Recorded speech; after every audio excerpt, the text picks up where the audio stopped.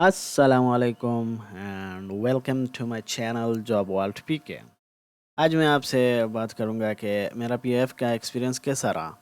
बहुत दिन हो गए वीडियो अपलोड नहीं की थी, तो यही वजह थी कि मैं पीएफ की जो टेस्ट है तो उसमें बिजी था थोड़ा सा। और पीएफ मतलब पाकिस्तान एयरफोर्स की जो टेस्ट है तो उसके इनिशियल टेस्ट दे रहा था, और साथ में मेडिकल टेस्ट एंड इंटरव्यू वगैरह चल रही थी मेरी। तो मैं आपको बताऊंगा कि किस तरह मेरा एक्सपीरियंस रहा। सबसे पहले तो गेट पर एंट्री करनी होती है। अब गेट एंट्री जो है मुश्किल होती है सबसे में कभी कभी अलाउ नहीं करते, कभी कभी अलाउ करते हैं, लेकिन आपके पास वहाँ पर जो है जाते वक्त आपके पास कुछ भी नहीं होना चाहिए। मोबाइल भी नहीं होना चाहिए। अगर ज़्यादा मजबूरी है तो ले आए मोबाइल, अंदर ऑप्शन है, मोबाइल रखने का ऑप्शन होता है। और मेरे ख्याल में कुछ चार्जेस है उसकी, तो उससे हो सकता है। बाकी ना तो पेन अलाउड है, ना पेंसिल, ना गत्ता, ना कुछ भी नहीं अलाउड है। और एक बार अगर वहाँ पर रख दिया गया आपसे ये चीज़, फिर उसका मिलना भी मुश्किल है। मतलब ना तो आपको वापस पेन मिल सकता है, और ना ही आपका गत्ता वगैरह या हेडफोन्स वगैरह या ब्लूटूथ वगैरह कुछ भी हो आपके पास, वो अलाउड नहीं है। सिर्फ मोबाइल रखने की फैसिलिटी है। और उसके बाद जो था वेरिफिकेशन होती है। अब वेरिफिकेशन में आईडी कार्ड की वेरिफिकेशन कराई जाती है। सबसे पहले आईडी कार्ड और रोल नंबर की स्टार्टिंग में ही वेरिफिकेशन हो जाती है। मेरा चूंकि सेंटर पेशावर में था तो मैंने वहाँ पर चेक किया। अब हो सकता है आपके अलग से सेंटर्स हो, लेकिन पेशावर का सेंटर बहुत ही छोटा था। एंड उसमें बस यही था कि लोग ज़्यादा थे, बहुत ही ज़्यादा थे। बैठने की जगह नहीं होती है। मतलब लोग इतने ज़्यादा नहीं थे जितनी बैठने की जगह कम थी। बैठने की जगह सिर्फ 30 लोगों के लिए थी, और आए आए थे ऑलमोस्ट 400 लोग। सो ये मसला था थोड़ा सा। एंड बाकी ऑल ओरिजिनल डॉक्यूमेंट्स जो है, सभी ओरिजिनल डॉक्यूमेंट्स लाइएगा। मैट्रिक हो, डीएमसी हो, सर्टिफिकेट्स वगैरह जितने भी हो, सब की ज़रूरत पड़ती है। साथ में जो रोल नंबर है वो भी लाएं, तस्वीरें भी लाएं, ये सभी रिक्वायर्ड है। अब ये डीएमसी एफएससी की अगर आपके पास डीएमसी सर्टिफिकेट वगैरह ना हो तो आप होप सर्टिफिकेट भी ला सकते हैं। और चूंकि मैंने वो किया था, बीएस की है, मैंने एज एन एजुकेशनल इंस्ट्रक्टर के लिए अप्लाई किया था। जो लोग जीडीपी के लिए अप्लाई कर रहे हैं तो उनके मतलब ये चीज़, या फिर कोई और भी चीज़ के लिए अप्लाई कर रहे हैं तो उनके लिए ये बीएस की ट्रांसक्रिप्ट या डिग्री की ज़रूरत नहीं पड़ती। ये उन लोगों की है जिन्होंने शॉर्ट कोर्सेज़ में अप्लाई की होती है। और साथ में आपके पास सीएनआईसी होना चाहिए ओरिजिनल, या फिर नादरा का टोकन होना चाहिए, और 2 पिक्चर्स लाइएगा। और साथ में पेरेंट्स की जो है सीएनआईसी की अटेस्टेड कॉपी लाइएगा, शनाख्ती कार्ड उनकी, उनसे कॉपी निकालिए और किसी से अटेस्ट करवा कर आइएगा। वरना अंदर आपकी वेरिफिकेशन नहीं होगी, आपको वापस कर दिया जाएगा। तो वेरिफिकेशन प्रोसेस बहुत लंबा था। ऑलमोस्ट 2 घंटे मुझे वहाँ पर लगे वेरिफिकेशन के, क्योंकि लोग ज़्यादा थे और बंदे सिर्फ 3 थे। वो भी बस हर 15 मिनट बाद उठते थे, फिर आ जाते थे, फिर उठते थे। तो सिर्फ 3 बंदे थे एंड 400 लोग थे, और वो भी डॉक्यूमेंट्स वेरिफिकेशन एक एक करके देखते थे। आपकी नेम वगैरह को चेक करते थे, आपने प्रीवियस अप्लाई वगैरह की है कि नहीं की है। आपकी मतलब सभी डॉक्यूमेंट्स वगैरह को अच्छे से देखते थे। आपकी पेरेंट्स की एनआईसी वगैरह को देखते थे। ये सभी कुछ चेक करते थे। इसीलिए बहुत ज़्यादा टाइम लगता था उन 3 बंदों को। उसके बाद नेक्स्ट स्टेप जो था, आपने टेस्ट के लिए अप्लाई करना होती है। टेस्ट के लिए अप्लाई तो ऑलरेडी आपने खैर ऑनलाइन की होती है, लेकिन उसकी पेमेंट आपने वहाँ वेरिफिकेशन के बाद करनी होती है। अब वहाँ पर हो सकता है आपसे 200 या 300 लिए जाएँ। मुझसे 200 लिए गए हैं। वहाँ पर आपसे पिक्चर भी ली जाती है, और उसके बाद आपने टेस्ट के लिए जो लोग खड़े होते हैं वहाँ पर इंतज़ार करना पड़ता है अपने नंबर का। तो जैसे ही आवाज़ कर देते हैं कि आइए, कुछ 3 या 5 बंदे और आ जाएं, जैसी जगह खाली होती है तो आपका नंबर आएगा। अब उसके बाद जो है टेस्ट होता है। टेस्ट के अंदर जाने जैसे ही आप कंप्यूटर के लिए बैठ जाएं, वहाँ पर सभी कंप्यूटर के लिए बैठे होते हैं। जैसे आपके लिए वो उसके लिए बैठ जाए, आपने अपना रजिस्ट्रेशन नंबर वहाँ पर लिखना होता है। अब आपका जो रजिस्ट्रेशन नंबर होता है वो आपके रोल नंबर पर लिखा होता है। वहाँ पर आप चेक कर सकते हैं, रोल नंबर आपके पास होगा, उससे आप कॉपी करके वहाँ पर लिख दें, और वो आपका यूज़र नेम हो जाता है। वहाँ पर आपसे पूछा जाएगा कि आपका यूज़र नेम लिख लें, तो आप यूज़र नेम की जगह ये रजिस्ट्रेशन नंबर लिखें और पासवर्ड मांगा जाएगा। तो पासवर्ड में आप अपना शनाख्ती कार्ड नंबर लिखेंगे जो कि आपने ऑनलाइन अप्लाई के वक्त इस्तेमाल किया हो। फिर इनिशियल टेस्ट होता है। इनिशियल टेस्ट में भी दो पार्ट्स होते हैं, एक इंटेलिजेंस होता है और एक एकेडमिक पार्ट होती है। अब इंटेलिजेंस में वर्बल टाइप क्वेश्चंस होते हैं, नॉन वर्बल टाइप के क्वेश्चंस भी होते हैं। मैथ्स के कुछ ट्रिकी टाइप क्वेश्चंस भी हो सकते हैं, जैसे आपसे पूछा जाए कि अगर एक जहाज़ अगर एक गाड़ी 90 किलोमीटर की स्पीड से जा रही है तो वो आधे घंटे में कितनी स्पीड से जाएगी, या फिर आधा घंटा तो खैर बहुत इजी हो गया, जैसे क्वेश्चन जो आया था 35 मिनट्स में कितनी स्पीड से जाएगी। तो इस टाइप के क्वेश्चन भी आ सकते हैं, लेकिन मैथ्स के चांसेस बहुत कम है। वर्बल आता है और नॉन वर्बल जो होता है वो भी आता है, लेकिन ये थोड़ा मुश्किल भी होता है। इसमें पिक्चर्स होते हैं और पिक्चर्स में मिसिंग पिक्चर आपने सेलेक्ट करना होता है कि इसमें अब कौन सा मिसिंग पिक्चर में हम कौन सा वाला पिक्चर लगाएं, वहाँ पर ऑप्शन होते हैं। तो इसमें टाइम कम होता है, आप ज़्यादा से ज़्यादा कोशिश करें कि जल्दी करें इसको और अच्छे ठीक ठाक करें। मैंने 100 करने होते हैं, लेकिन मैंने 62 किए थे मेरे ख्याल में, या 63 किए थे, एंड फिर भी मेरा पास हो गया। आई डोंट नो हाउ, लेकिन फिर भी पास हो गया। 35 मिनट में 100 करना मुश्किल होता है, लेकिन क्योंकि नॉन वर्बल बहुत ज़्यादा टाइम लेता है और इस वजह से टाइम लगा, लेकिन फिर भी पास हो गया। आप भी कोशिश करें कि अगर ज़्यादा ना हो, ज़रूरी नहीं कि आप 100 के 100 ही करें, आपको ज़रूरी यह है कि आप ज़्यादा से ज़्यादा ठीक करें। अब उसके बाद आता है एकेडमिक। एकेडमिक चूँकि मैंने इंग्लिश इंस्ट्रक्टर के लिए क्वेश्चन अप्लाई किया था, तो मेरा तो इंग्लिश से रिलेटेड ही क्वेश्चन आ रहे थे, जैसे इंग्लिश लिटरेचर हो गया, जैसे शेक्सपियर ने क्या लिखा है, या फिर ये ड्रामा किसने लिखा है, या फिर इनमें से शायर कौन नहीं है, कौन राइटर है, कौन नहीं है। इस टाइप के क्वेश्चन थे मुझसे, लेकिन आपसे इस टाइप के क्वेश्चन नहीं पूछे जाएंगे अगर आपने किसी और सब्जेक्ट के लिए अप्लाई किया है। सपोज़ आपने मैथ्स के लिए अप्लाई किया है या फिर कंप्यूटर साइंस के लिए, तो आपसे मैथ्स और कंप्यूटर साइंस की क्वेश्चन पूछी जाएगी। अगर आपने जीडीपी के लिए अप्लाई किया है या फिर एडी वगैरह के लिए अप्लाई की है, तो आपसे जनरल इस तरह के क्वेश्चंस पूछे जाएंगे, जैसे इंग्लिश के क्वेश्चंस हो गए। इंग्लिश में सिर्फ जैसे ग्रामर रिलेटेड क्वेश्चंस हो गए, फिज़िक्स हो गया नॉर्मली, जैसे नॉर्मल फिजिक्स होता है उस टाइप के क्वेश्चन, आपके कोर्स से रिलेटेड क्वेश्चन।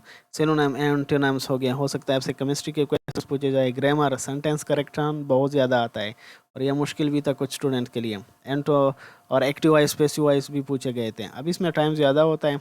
ये वाला पार्ट जो था मैंने 30 मिनट में कर लिया था।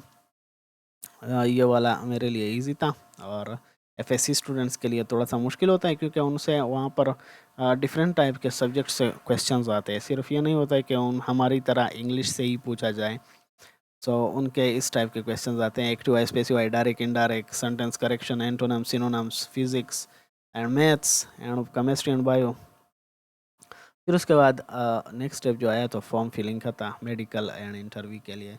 वहाँ टेस्ट पास करने के बाद आप जाते हैं, बैठते हैं, इंतज़ार करते हैं थोड़ा सा।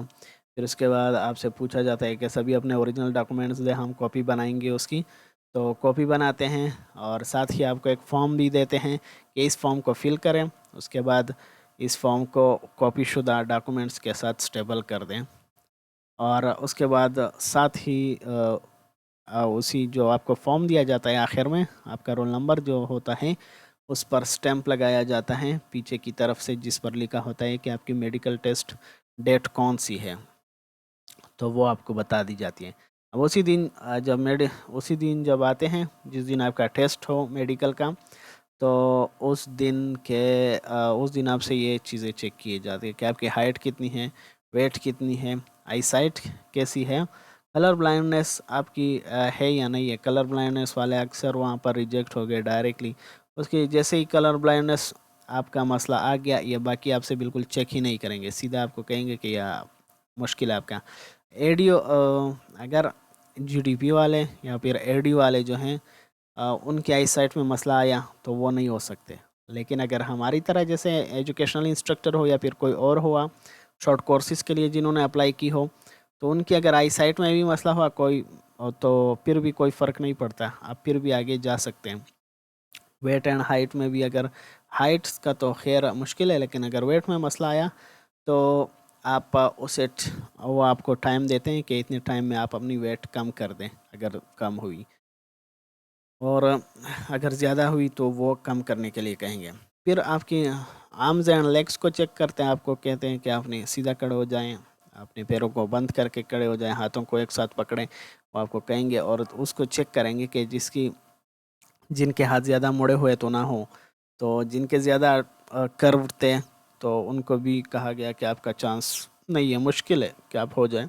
साथ में नोज़ एंड नेक या फिर थ्रोट को भी चेक करते हैं, गला वगैरह इसको चेक करते हैं। और आखिर में जो है टेस्टिकल एंड पाइल्स का टेस्ट करते हैं। हो सकता है यही चेक करते हैं कि हो सकता है किसी के पास एक हो, किसी के पास तीन हो सकता है किसी का एक छोटा एक बड़ा हो। तो ये मसले अगर जिनके हुए तो उन्हें भी रिजेक्ट कर दिया जाता है, जिनकी पाइल्स हुई उनको भी रिजेक्ट किया जाएगा। पाइल्स आप नेट में चेक कर सकते हैं, बवासीर इसको उर्दू में बोलते हैं। इंटरव्यू वाले डेट, अब उसके बाद अगर आपका जब मेडिकल हो जाए तो आपको मेडिकल के बाद कहा जाता है कि इस दिन को आप आ जाए, इंटरव्यू होगी आपकी।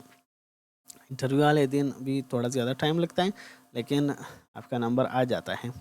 इंट्रोडक्शन आपने सबसे पहले करानी होती है, अपनी इंग्लिश में इंट्रोडक्शन करानी होती है। अब इंग्लिश की इंट्रोडक्शन में आपने क्या बताना होता है, नेम बतानी होती है, फादर नेम बतानी होती है, उनकी ऑक्यूपेशन क्या है, आप कौन सी जगह से ताल्लुक़ रखते हैं, और एजुकेशनल बैकग्राउंड आपने कहाँ से तालीम हासिल की है, कितने मार्क्स वगैरह आते हैं, फेसी वगैरह के सभी डिटेल्स दे सकते हैं। अगर आपने यूनिवर्सिटी भी की है तो उसके भी डिटेल्स दे सकते हैं।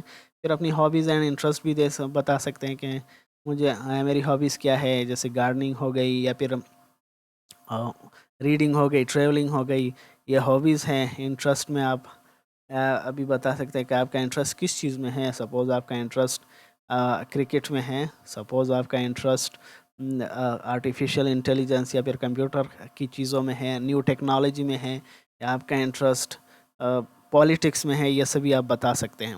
फिर जनरल क्वेश्चंस शुरू हो जाते हैं। जनरल क्वेश्चन में ये भी जैसे पूछा जा सकता है कि पूछा गया भी है कि बलूचिस्तान की 5 डिस्ट्रिक्ट्स के नाम बताएं, या फिर गिलगित की इन डिस्ट्रिक्ट्स के नाम बताएं कि कौन कौन सी है। आपसे ये भी परसेंटेज के क्वेश्चंस भी पूछे जा सकते हैं जीडीपी वालों से, या फिर बाकी एडी जो है उनसे, कि जैसे 90 का 10% कितना होगा, इस तरह के क्वेश्चन। या फिर स्पीड मालूम करने वाली जो वो है, इस तरह के क्वेश्चंस भी पूछा गया था उस दिन के। एक गाड़ी है वो 90 किलोमीटर, जैसे मैंने स्टार्ट में भी बता दिया कि एक गाड़ी जो है वो 90 किलोमीटर की स्पीड से जा रही है, तो 35 मिनट में वो कितना फासला तय करेगी। या फिर एक जहाज़ है जो कि 500 किलोमीटर की स्पीड से जा रहा है, तो उसने 15 किलोमीटर में कितना फासला तय किया।